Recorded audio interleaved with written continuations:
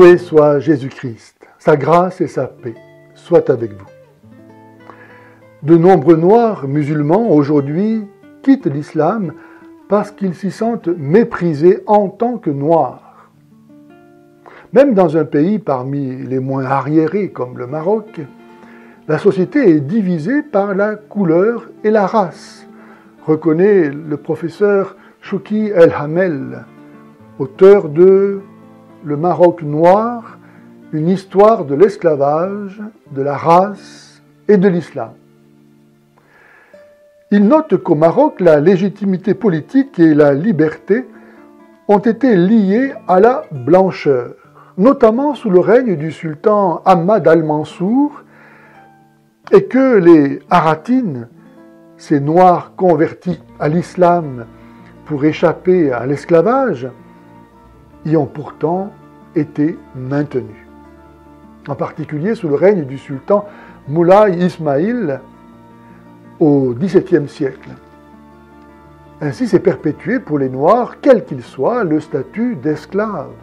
D'ailleurs, l'esclavage n'est toujours pas officiellement aboli au Maroc par aucun décret de l'autorité royale.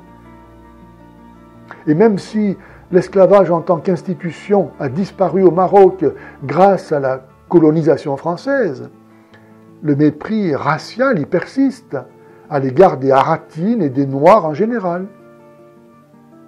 Que certains Noirs aient occupé des postes à responsabilité n'empêche pas la majorité d'entre eux de devoir se battre contre le racisme qui fait que des villages entiers de Noirs sont marginalisés, privés des services sociaux et administratifs de base. Les mariages mixtes entre Arabes ou Amazighs et Noirs sont toujours honteux dans le sud du Maroc. Bref, comment l'islam justifie-t-il le racisme envers les Noirs, puisqu'il se prétend la religion parfaite? C'est ce que je vous propose de découvrir maintenant.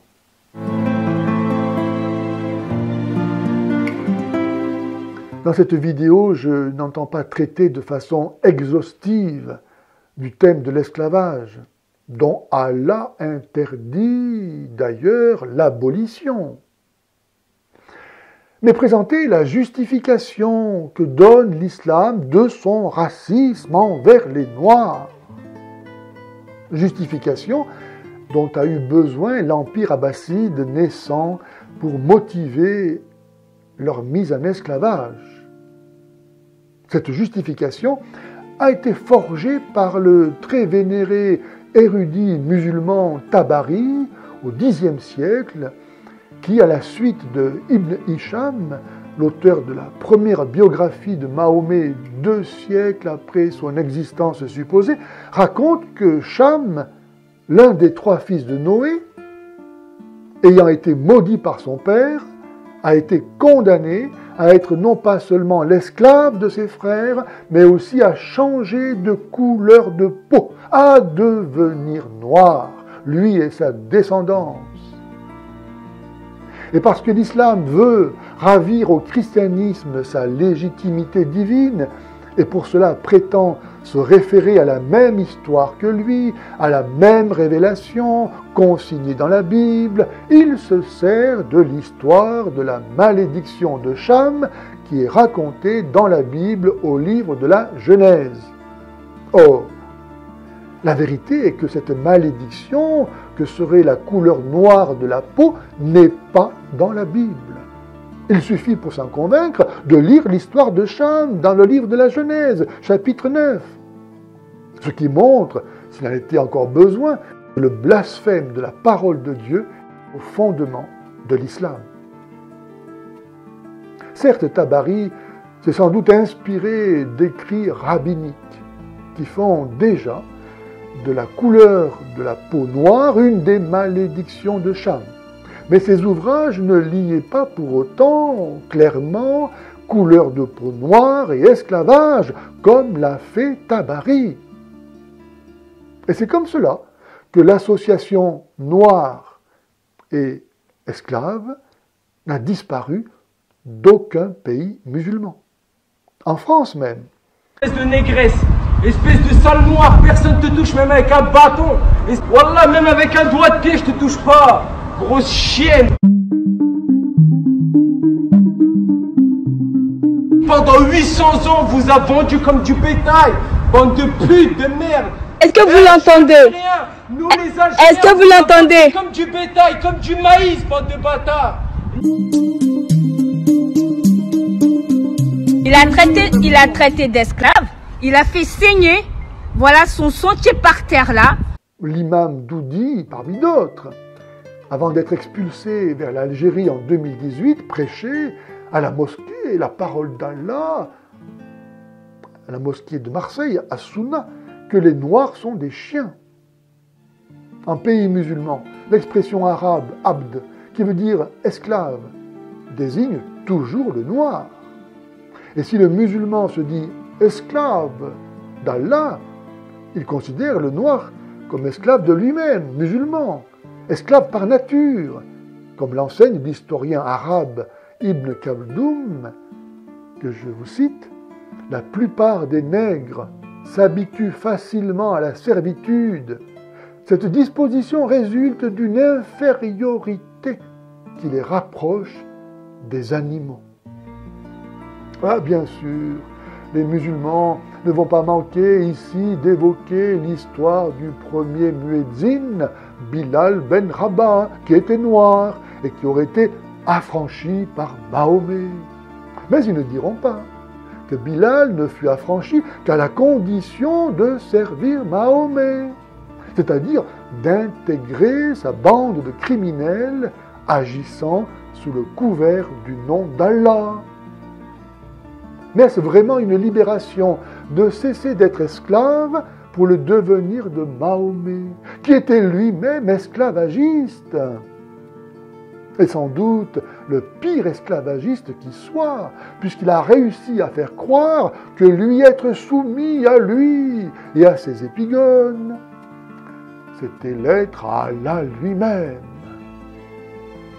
Où l'on voit que dans le Coran, le pourfendeur de l'associationnisme, c'est-à-dire du christianisme, était lui-même associateur. Et pour cause, l'association est la loi de la vie. Mais surtout, Allah est raciste. Ben oui, comment mieux justifier le racisme? Ainsi, Allah dit, je cite, « Au jour de la résurrection, il y aura des visages blancs et des visages noirs. Allah dira à ces derniers, « Allez goûter le châtiment pour prix de votre incrédulité !» Tandis que ceux dont les visages seront blancs recevront la miséricorde d'Allah. » Comment être noir et musulman?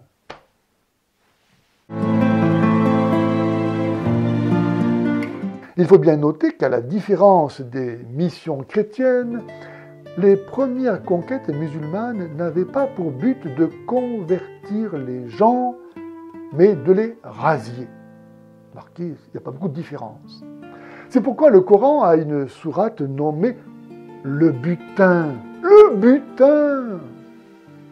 Pour répondre à ses besoins de main-d'œuvre, Allah lançait le djihad. Et une fois les peuples soumis, il laissait en place les potentats locaux à la condition qu'ils lui livrent chaque année un lourd tribut d'esclaves. Au cours de la première expansion islamique, les Arabes qui étaient sur le sentier de la guerre avaient décidé d'envahir l'Égypte. Après avoir occupé ce pays, ils avaient décidé aussi d'envahir la Nubie voisine. Et c'est à la suite d'une campagne militaire particulièrement sanglante que le général et émir Abdallah Ben Saïd avait imposé en 652 déjà ce qu'on appelle le BART, c'est-à-dire c'est un accord par lequel le monarque africain vaincu s'engageait à livrer annuellement un lot de 360 captifs qui étaient destinés à être asservis dans le monde arabo-musulman. Mais ce qui est important, c'est que vous racontez que le commerce négrier et en même temps les expéditions guerrières conduites par les arabo-musulmans ont plus dévasté l'Afrique que les traites transatlantiques. Effectivement, la traite négrière arabo-musulmane a été beaucoup plus dévastatrice que la traite transatlantique. On parle de 17 millions. Rien que pour le Sahara, on évalue à 9 millions le nombre de captifs transportés dans des conditions absolument inhumaines, dont 2 millions ont péri ou sont restés en bordure du désert. Ça, à partir du 7e siècle. À partir du 7e siècle. Et vous dites que ça a duré 14 siècles. La castration était légèrement moins risquée pour les enfants. Mais d'une manière générale, cette opération emportait entre 70 et 80% des captifs. Véritable génocide. Lorsqu'à partir du 9e siècle, les conquêtes commencèrent à s'essouffler, ce trafic emporté par l'inhumanité du péché originel, de l'appât du gain, mais aussi sans doute du syndrome de Stockholm, a continué à fonctionner et à prospérer. Le voile, en fait, qui entoure cette triste page de notre histoire commune est due simplement à une sorte de solidarité religieuse. Vous avez entre 400 et 500 millions de musulmans en Afrique aujourd'hui. On a l'impression d'assister à une sorte de syndrome de Stockholm à l'africaine, où les intellectuels musulmans refusent d'ouvrir le débat. Les marchés aux esclaves d'Orient brassaient beaucoup d'argent. Et les sources musulmanes et chrétiennes insistent sur l'importance du rôle des Juifs dans ce commerce. Bien sûr, il n'y a pas que les Noirs à avoir été réduits en esclavage par les musulmans qui s'estiment d'une essence supérieure aux autres hommes. Les Européens l'ont eux aussi très tôt été, et ce, jusqu'à ce que, en 1830, les Français se décident enfin à coloniser l'Afrique du Nord. C'est-à-dire que la colonisation, elle a réarrêté l'esclavage. Elle a mis fin à l'esclavage, je veux dire, arabo-musulman. À partir de 1848, et en Tunisie aussi particulièrement, la France a mis fin à l'esclavage arabo-musulman.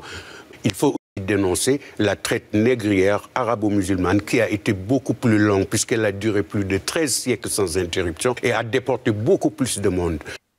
Mais cela, la loi Taubira de 2001 et la journée des mémoires de la traite négrière, de l'esclavage et de leur abolition, décidée en 2005 par Jacques Chirac, n'en parle pas, ne reconnaissant pour crime contre l'humanité que la seule traite négrière occidentale. Les Blancs pour seuls coupables. Car, pour Christiane Taubira, ne pas évoquer la traite négrière arabo-musulmane permet, je cite, aux jeunes Arabes de ne pas porter sur leur dos tout le poids de l'héritage des méfaits des Arabes.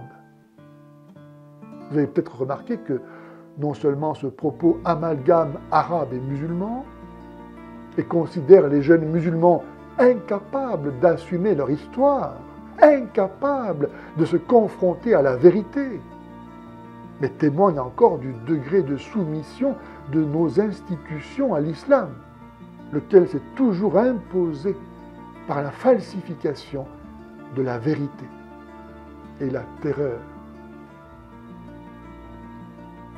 D'où est venue l'idée d'abolir l'esclavage dans le monde? De l'Occident. Pourquoi? Parce qu'il a été évangélisé. Et en effet, seul le Dieu unique fait homme peut rendre aux hommes leur dignité. Ce sont les prétendues Lumières, avec ces philosophes comme Voltaire, qui préférant retourner au paganisme de l'Antiquité, d'où le nom de Renaissance, ont ressuscité l'esclavage en Occident. Si la traite qu'ils ont organisée a commencé à la fin du XVe siècle au Portugal et a été officiellement abolie un siècle plus tard au Congrès de Vienne de 1815, la traite négrière musulmane a duré jusqu'à ce que, sous la pression occidentale, la vente publique d'esclaves soit interdite en Arabie Saoudite en 1962, à Oman en 1970, en Mauritanie en 1981. Mais que la vente publique soit interdite ne dit rien de leur vente privée. Vous avez aujourd'hui, dans les pays du Golfe, il y a un esclavage moderne qui touche les Sénégalais, qui touche les Indiens. Et les servantes africaines se voient confisquer leur passeport et subissent des traitements. C'est une forme d'esclavage. Et l'actualité nous apprend qu'on organise en ce moment des marchés d'esclaves noirs en Libye.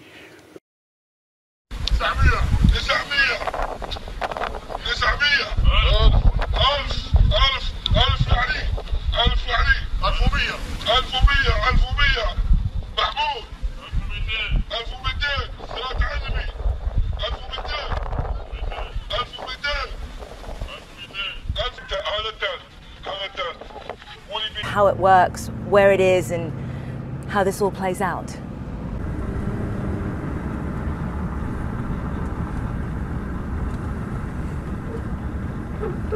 We've been waiting the last few hours just to receive word as to whether the auction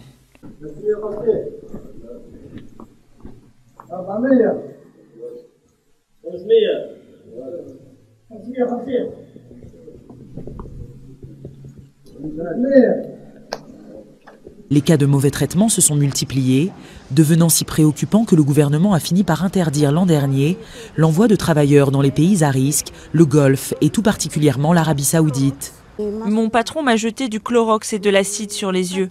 J'ai dit à ma patronne pendant 4 jours que je voulais aller à l'hôpital, mais elle n'a pas voulu et elle a dit qu'il fallait que je travaille, que je le veuille ou non. Il fallait que je travaille, malade ou pas. Je commençais le travail à 6 h du matin et je me couchais à 2 h du matin.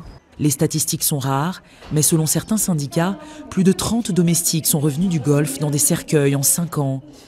D'autres, victimes de mauvais traitements, reviennent traumatisées comme Annick. Voilà comment ils considèrent toutes les bonnes là-bas, comme des esclaves. Ils les considèrent comme des chiens. La fatwa, dictée en 2003 par le très influent saoudien Saleh Fawzan, est sans ambiguïté. L'esclavage fait partie de l'islam comme du djihad. Or, le djihad durera aussi longtemps que l'islam. De fait, aux musulmans meurtriers involontaires de notre musulman, à défaut du prix du sang versé à la famille de la victime, à la commande d'affranchir un esclave croyant. Or, comment affranchir un esclave croyant s'il n'y a pas d'esclave? Ou alors, le Coran n'est pas la parole de Dieu valable jusqu'à la fin du monde. Et puisqu'il doit y avoir des esclaves croyants, musulmans, comment dire que la conversion à l'islam délivre de l'esclavage? Le seul point commun que je trouve entre tous ces peuples négriers et la religion, voilà pourquoi j'emploie le vocable arabo-musulman. Je termine en notant que certains noirs prétendent que Jésus aurait été lui-même noir, ainsi que tous les vrais juifs. Il est triste de voir dans ce propos un sentiment d'infériorité, cherchant compensation. Mais combien plus triste est-il encore de voir le message de Jésus être toujours si ignoré et dévoyé au profit de revendications raciales ou identitaires. Lui qui, au prix de sa mort et de sa résurrection, nous a tous, noirs et blancs, réconciliés avec Dieu au prix de sa mort et de sa résurrection. Si Dieu s'est fait notre frère, comment humilier un homme sans humilier Dieu? Si les gens savaient qu'ils vont en enfer, ils donneraient leur vie au Christ.